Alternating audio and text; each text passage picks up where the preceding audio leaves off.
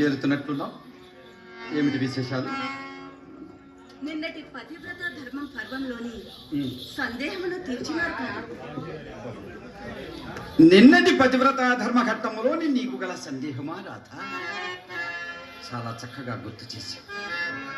అది నీ ఒక్కరి సందేహం మాత్రమే కాదు రాధ, యావత్ ప్రపంచానికే ఆ తిక్కనామాచ్చుల వారిచ్చిన దివ్య సందేశము రాధ.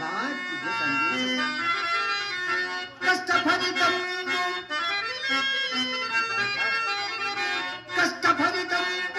బహుళ దుఃఖ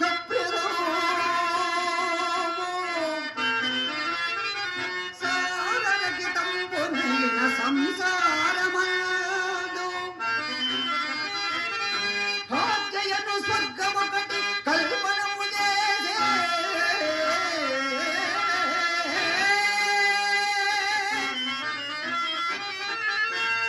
భాగ్యను స్వర్గమొకటి కల్పనము చేసే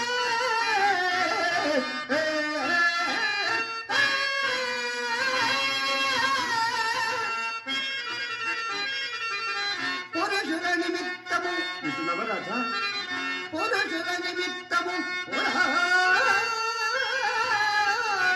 పురుషుడు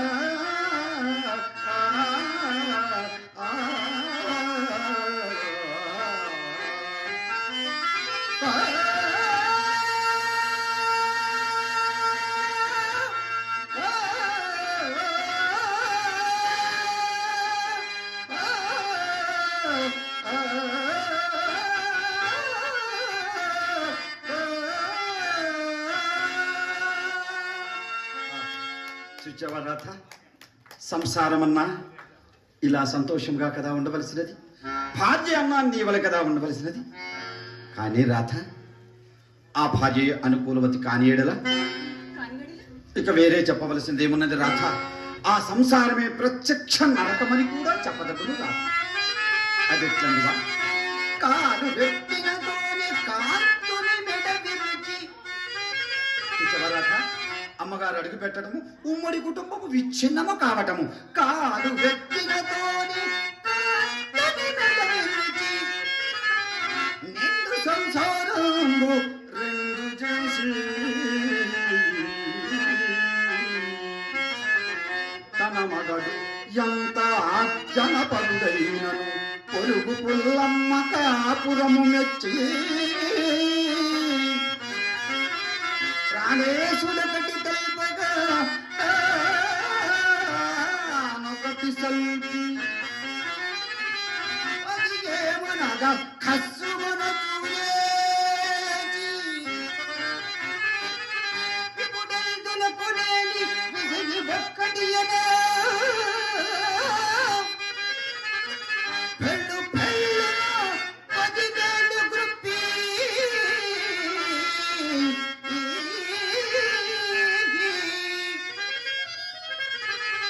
పట్టదారక పెనిమిటి జిప్యయన్న పట్టదారక పెనిమిటి జిప్యయన్న భావికి ఏటికి బడి పొరుగు పెట్టి భక్తయముకలు పరిగడి బాధ్యతో రామ రామ రామ రామ భక్తయముకలు పరిగడి బాధ్యతోటి కాపురము కైక నరకంబు గలదే.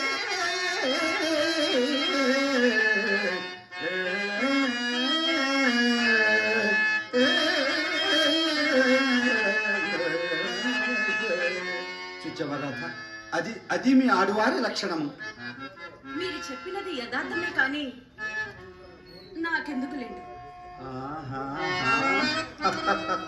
రాధా, తమరు చెప్పబోయినది ఏదో నన్ను చెప్పమందురా. నాకు అర్థమైనది లేదు. ప్రాణేశ్వర, ఇప్పుడే కదా భార్య వలనే సంసారము స్వర్గసీమైపోతున్నది అని చుట్టిరి. ఇంతలోనే మా స్త్రీ జాతి వలనే ప్రతి సంసారము నరకప్రాయమైపోతున్నది అని చుట్టిరేమి. అయినను సంసారము దుఃఖమయమొకటకు భార్యలు మాత్రమే కారణమా, భర్తలు కారణము కాదా అనే కదా తమరి సందేహము. రాధ లేకేమి, రాధ లేకేమి.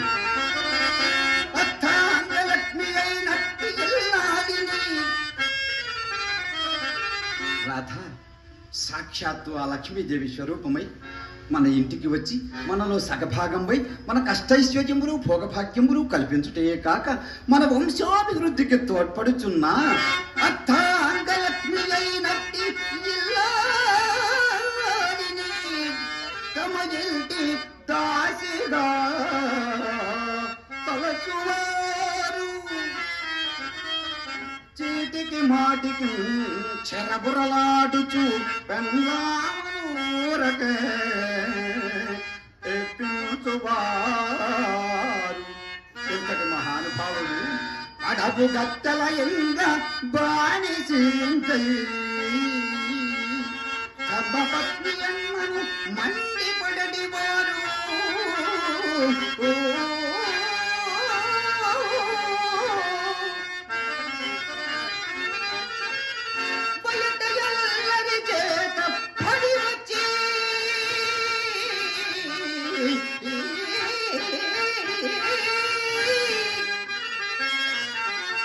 ఎంత పొలతివి ఓరక తిట్టిపోయేవారు. పెట్టుబోతల పట్ల గలట్టి రోడ్డును తిట్టు కొట్టుల తోడను తిట్టువారు. కనులు కఠినులు హీనులు కలిచమతులు కలరు పురుషులలో పెక్కలు నిజము. రాధా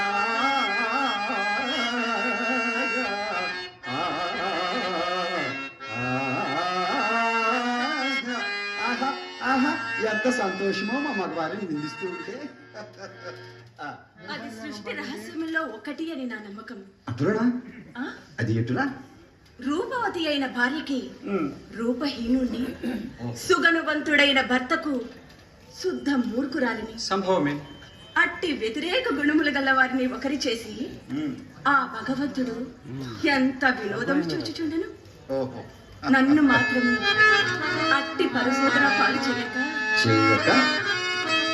చక్కని రూప సంపద ప్రశస్తతరం బహు వర్తనం అంటే సహజమే కదా.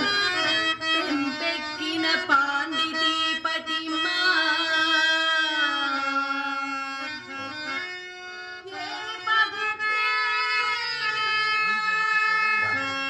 సహచర్యములో ప్రేమ కేటు కదవరా.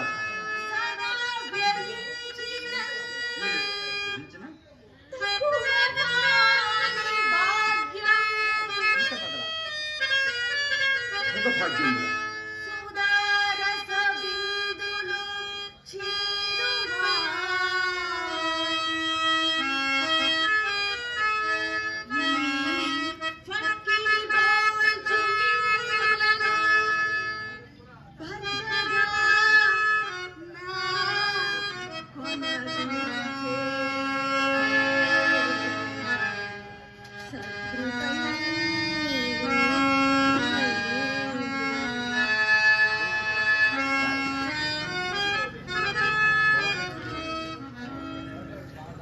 విజ్ఞానవంతురాలవు ఇంత అజ్ఞానముగా మాట్లాడేవేమి రాధ. అజ్ఞానముగాక మరియమున్నది. నీవు చెప్పిన వానిలో విద్య మాత్రమే శాశ్వతము రాధ. ఈ సిరి సంపదలు, ఈ భోగభాగ్యములు, ఈ యవ్వనము, ఈ సౌందర్యము, చివరకు ఈ శరీరము కూడా శాశ్వతము రాధ, శాశ్వతము. కాలమవిచ్ఛిన్నమైనది, మిగుల వక్రబుద్ధిను కలది. ఏమో ఎప్పటికి ఎవ్వరిని ఏ విధముగా మార్చునో ఎవరి గెలుక రాత, ఎవరి గెలుక. కనుని గడిచంద్రు సత్యవాక్య పరిపాలకుండైన కనుని గడిచంద్రు కాటికా పరిచేసి మురసుకు సార్వభౌమునిగా సలిపే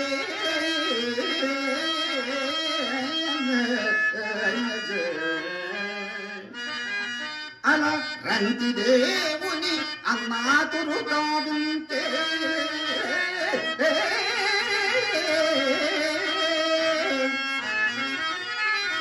పేదకు చేను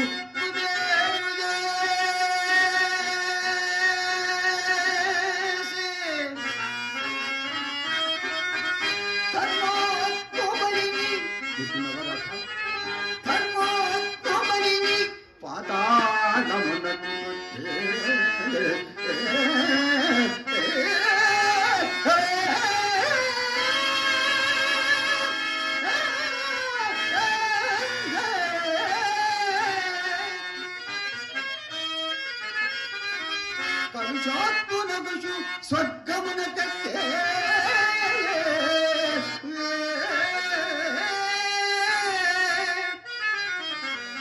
విప్రనారాయణున్ విటుండిగా ననరించి ఉదయనాభిని భక్తియుక్తు చేసే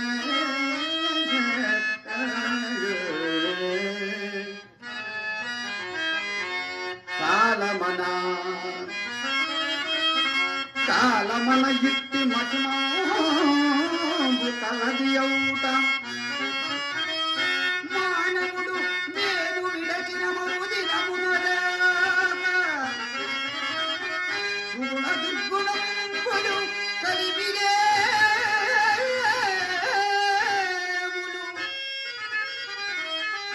ఎందరోగతి బతికిల్చు ఎల్ల బుధులు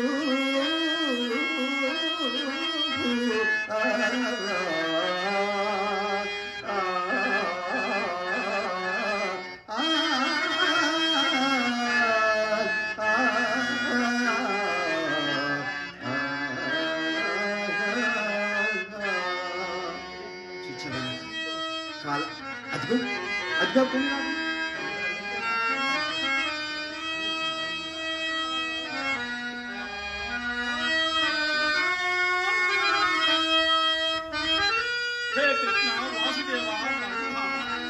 అరయన్ శంతను పుత్రుపై విదురుపై అక్రూరుపై పుత్రపై నరుపై ద్రౌపదిపై నందవ్రజశ్రేణిపై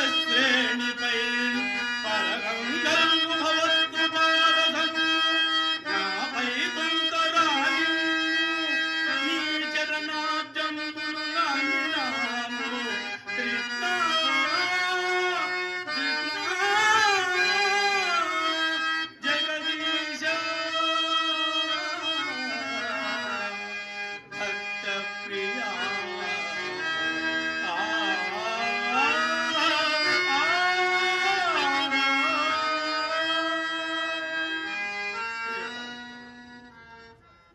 అదిగో నేను అనుకున్నంత అయినది. గుడిలోని బొమ్మల వలె ఇరువురు కూర్చుండి పురాణ పఠనం అప్పుడే ప్రారంభించినారు. ఇప్పుడే ఆరంభించినాము, ఎంతైనా కాలేదు. నీ ఆసనం ఆసనమునికే గాని నా ఆలస్యమునకు కారణం చెప్పేదని మీరు అమ్మాయి. పురాణ శ్రవణమునకై పై బట్టను దండముపై నుంచి భుజముపై వేసుకొని నడవాలో కూర్చోసరికి పడిపోయినట్లుగా మీ వదిన పుసుక్కున తుమ్మినది. నారాయణ తుమ్ము ముందులకు మంచిదే కదా అని వీధి గుమ్మములోనికి వచ్చింది కదా, మా పిల్లి ఎదురైంది. ఆ బాటున గుర్రల వెనక్కి తిరిగి లోని కరిగి మీ వదినను రెండు తిట్టి పై బట్టలు దండముపై వేసి చాపపై ఇంచుక సేపు చదిగలబడి మరలా ప్రయాణమై వీధి గుమ్మములోనికి వచ్చి తిరిగి కదా. వచ్చి తిరిగారా? మరలా ఒక దుశ్శకునమాయమే మిత్రమా. ఏమని చెప్పుదును, నమ్మిన అంచారమ్మ కొత్త కొన చక్కగా ఎదురు వచ్చినది. మిత్రమా, అది నాకు చూసి అట్టే కోపం వచ్చినది. కానీ రెండు దుశ్శకునములు ఒక సుశకునముతో సమానమన్న పెద్దల నానుడి నెత్తిగా వచ్చి హరినామ స్మరణ చేసుకొనుచు చక్కగా బలవరుడు చాలా మంచి పని చేశారు మిత్రమా. కానీ దుశ్శకుల ఫలితం ఊరికినే పోవునా? అది ఎట్లు మిత్రమా? ఏటికడ వచ్చేసరికి రాబవాడు మాయమైనాడు. మిత్రమా, మీ తండ్రి గారు పట్టణమంతయు విడిచి ఈ ఏటికి వల కాపురం ఎందుకు పెట్టారో గాని రోజు వచ్చి పోవు మా వంటి వారికి బహు కష్టముగానున్నదయ్యా. అవునవును మిత్రమా. అంత గుండె బ్రద్దలు ఉన్నట్లుగా అరవగా అరవగా అరవగా నావవాడు ఏ కళ్ళు పాక నుండి ఊడిపడి నన్ను ఎవరబడ వేసినాడు. చాలా సంతోషం, చాలా మంచి పని జరిగింది మిత్రమా. కానీ మిత్రమా, దాని తల్లి గుడ్డు పొత్తిన దుశ్శకుల ఫలము ఊరికినే పోవునా? అదెట్లు? దయ్యము వలె మరలా ఇచ్చట ప్రత్యక్షమైనది. ఏమిటవి దుశ్శకుల ఫలమా? అదెట్లు మిత్రమా? ఏమున్నదయ్యా, వినవలసిన పురాణము కొంత వికలమైపోయినది కదా మిత్రమా. ఇప్పటికి తమరికి పురాణం పట్ల ఎంత శ్రద్ధయో నాకు అవగతమైనది మిత్రమా. మీరు వినవలసిన పురాణ కాలక్షేపం ఏమీనూ మించిపోలేదు. నిన్నటి పతివ్రత ధర్మఘట్టములోనే ఉన్నాం. అదే అదే అది మించిపోయినందులకే నాకు ఈ వ్యాకులత అయ్యా. పతివ్రత ధర్మం మించిపోయినందున వ్యాకులత చెందుతున్నా. మిత్రమా, తమరి వాళ్ళకని చూస్తుంటే నాకు ఒక చిన్న అనుమానం వస్తున్నదయ్యా. ఏమిటయ్యా? తమరు ఏమనుకోరు కదా, నిస్సందేహంగా 100 మరి పతివ్రత ధర్మములు స్త్రీమూర్తులకు కదా అవసరము, వాటి పట్ల తమరికంత పామర మేళనా అని. వెర్రివాడా, అది నా కొరకు అనుకుంటేవా? భార్య ఉపదేశించు నిమిత్తము ప్రపంచములో ధర్మశాస్త్రములు నీతి శాస్త్రములు ఎవరు విన్నను చదివినను అవి పరులకు ఉపదేశించుట కొరకే కదా. ఇక్కడికి రండి. అమ్మాయి, మీ ఆయన మాటలు తర్వాత తీరికగా వినవచ్చును కానీ నీవు పురాణ పఠనం కొనసాగించు.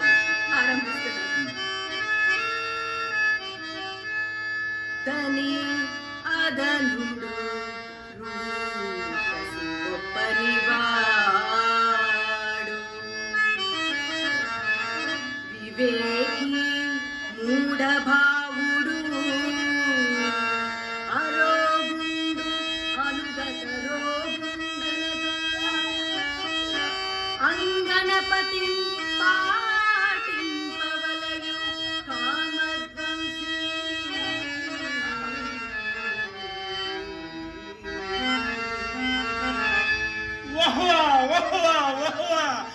ఏమి పద్యము, వరహాల గొప్ప వంటి పద్యము. మిత్రమా, పద్యములు నెమ్మదిగా వల్లి వేసేదరే గాని ఈ పట్టున ఇక్కడే నాకు ఈ పద్యము యొక్క అర్థము అరటి పండు ఒలిచినట్లుగా వెడమర్చి చెప్పవాలి. అట్లనే మిత్రమా, పద్యం భావము చెప్పమంటారా? చెప్పు మిత్రమా. భర్త ధనవంతుడు కానిము దరిద్రుడు కానిము. వింటున్నావు రాధా? భర్త ధనవంతుడు కానిము దరిద్రుడు కానిము, రూపవంతుడు కానిము కురూపి కానిము, ఆరోగ్యవంతుడు కానిము పాపం అనారోగ్యవంతుడు కానిము. మిత్రమా, వివేకవంతుడు కానిము మూఢభావుడు కానిము, వాని భార్య వానిని ఎల్లవేళలా భక్తితో సేవించుచూ ఉండవలేనని దీని భావము. మహాత్ముడు కవి బ్రహ్మ తిక్కన సోమయాజి గారు ఏమి పద్యము చెప్పినాడో, ఏమి పద్యము చెప్పినాడో. ఇప్పుడు అతడు బ్రతికి ఉండిన పడదోసి పట్టడు పంచదార ఇప్పుడే ఈ పద్యము మా ఇంటి దానికి వినిపించి భావము విశదీకరించి చెప్పిదినా దాని నోరు మరిక లేవదు. లేకయున్న మా ఇంటి ఎదుటి వ్యాపారి పంతులు మూడో పెండ్లాము కంచె కాసుల పేరు వడ్డాణం, ఆ నగల పేరు లేవో బొత్తిగా నాకు పూర్తిగా తెలియదు కానీ పైనుండి కింద దాకా దిగవేయించుకుని బురాకి బొమ్మ వలె వీధి గుమ్మములో నుంచున్నప్పుడల్లా మా ఇంటికి నా పాడి గట్ట ధరను నేను అలాగున దిగవేయలేకపోతున్నానని ఆ మాటలు, ఆ రుసరుసలు, ఆ విసవిసలు గుసగుసలు ఏమని చెప్పుదును మిత్రమా. పైగా నాకు గుంట కన్నులట, నా ముక్కు బుర్ర ముక్కట, నా దవడలు చప్పిడి దవడలట, నేను దగ్గరికి వచ్చిన పడుము కంపుట, మాటలాడిన తుఫాను తుంపరట. మిత్రమా, నిజమునకు పెళ్లిలో నన్ను చూసి అసహ్యపడినదట తాను. అందుకునే పల్లకీలో తల వంచుకుని కూర్చుని 190% అందుకునేనట. మిత్రమా, భర్త ఎటువంటి వాడైనను అనామకుడైనను అసమర్థుడైనను భార్య అతని పాదములు కడిగి నీరు నెత్తిన చల్లుకునవలసినదే అని పురాణములు ఇట్లు ఘోషించుచుండ బల్లగుద్ది దానికి ఇంతటి అవివేకమేలను ఇప్పుడే తేలవలేదు. అయ్యో అన్నా, ఆ? వదిన చదువుకున్నదే కదా. అలా అడుగు. అమ్మాయి అందుకే దానికి ఎంత అహము. ఆయనను అమ్మాయి ఇప్పటి ఆడంగులు మునుపటి ఆడంగుల వలె కారమ్మాయి. మర్యాదలు మాసిపోయినవి, కట్టుబాటు కాలిపోయినవి, పనికిరాని వేషములు, పట్టరాని రోషములు, రచ్చకెక్కిన రాద్ధాంతములు, సీమలు దాటిన సిద్ధాంతములు. ఇట్లే కొంతకాలం గడిచినచో మా మగవారి నోట మన్నే. అబ్బాయి బిడమంగళ తక్షణమే వచ్చేస్తున్నాను మిత్రమా. రాధ, ఈ పూట నాయన గారు స్వయముగా వచ్చి పిలిచినారు. లోనికి చూసి వచ్చాను.